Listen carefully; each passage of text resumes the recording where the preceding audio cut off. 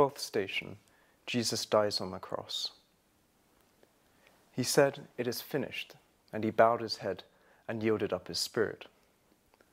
And with these final words, Jesus had accomplished what he'd come to do. For those who'd condemned and nailed him to the cross, Jesus' words probably sounded more like, "I'm finished."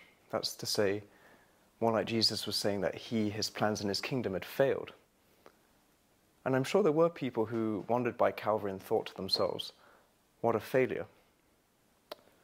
For our Lord's own followers had left all and taken heed of his call to follow him. There must have been this great sense of emptiness. Their hopes and expectations had been shattered. And his enemies could finally rejoice in the fact that they'd now taken control of this troublemaker, silenced him, and prevented him from carrying on his business. They could laugh at this joke of a man, the so-called Messiah. But little did they know the joke was on them. The one they thought they had taken control of was in fact always fully in control. And to the casual observer, this bloody, excruciating scene must have seemed like a disaster. But in reality, it was actually the fulfillment of the divine plan, conceived of from all eternity.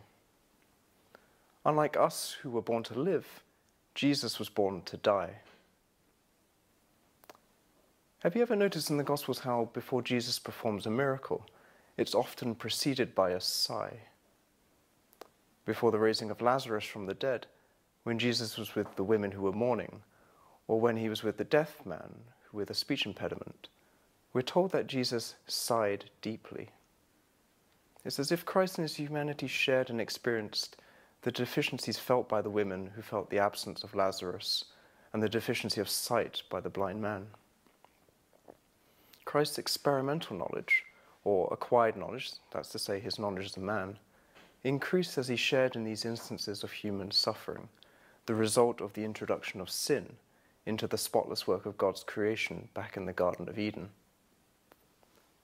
On the cross, Jesus let out his final deep sigh, the sigh of sighs, before his greatest ever miracle, the atonement made for sin through the correcting of man's disobedience, through his perfect obedience. None of us can say to God, if only you knew what it were like to experience the suffering I'm having to endure. The fact is, he did before we did. The Sanhedrin, despite wanting Jesus eliminated on grounds of apparent blasphemy, were all too keen to make Jesus out as a political usurper. They made out that his presence was a threat to social stability and to the power of earthly rulers. They and those who believed them must have been pleased that no more could this failed political reformer wander from city to city to preach his errors and perform devilish works of wonder. And yet, in the silence of Christ's corpse hanging on the cross, with deafening volume he delivered his ultimate sermon.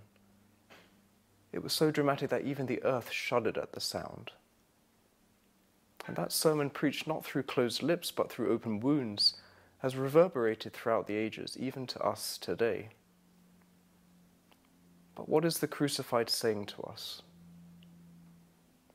Do the pierced hands of our Lord not prompt us to question whether we've given alms and helped our neighbour until the point where we can no more?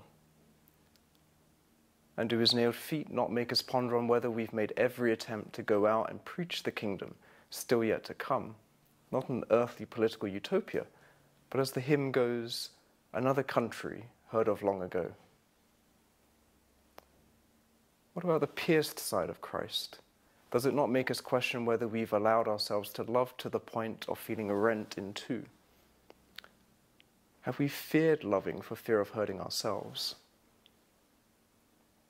Does our heart resemble his, or more the untouched, unchanged talent buried in the ground, which we read of in the Gospel according to Matthew?